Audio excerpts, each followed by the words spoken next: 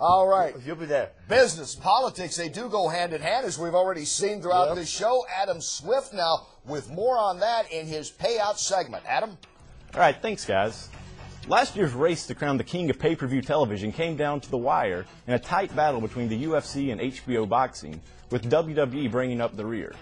The UFC took home the crown for the second straight year, despite two monster HBO Boxing events, by posting 8 of the top 15 pay-per-view numbers of the year.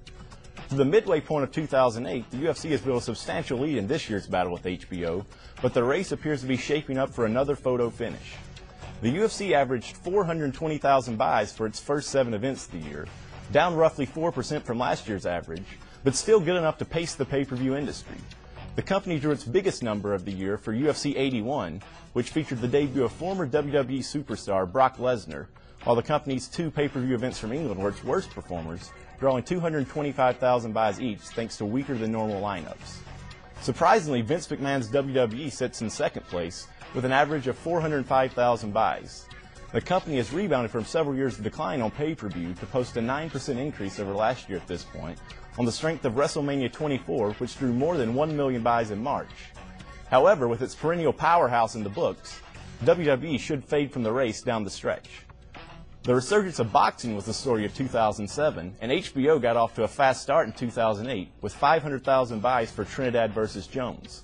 But the retirement of Floyd Mayweather, whose fights with Oscar De La Hoya and Ricky Hatton drew 2.4 million and 850,000 buys respectively last year, has left the company trailing by a substantial margin in the race for pay-per-view supremacy.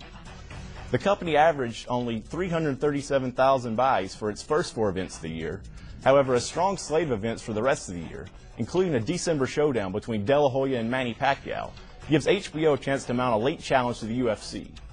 The UFC was counting on a marquee showdown of its own in December, but the much-anticipated George St. Pierre-BJ Penn matchup will now have to wait until January. With the announcement of the return of Randy Couture to the UFC to face Brock Lesnar in November, the UFC now has a super fight of its own. For Inside MMA, I'm Adam Swift. Thanks, Adam. You can also check out more with Adam on MMApayout.com.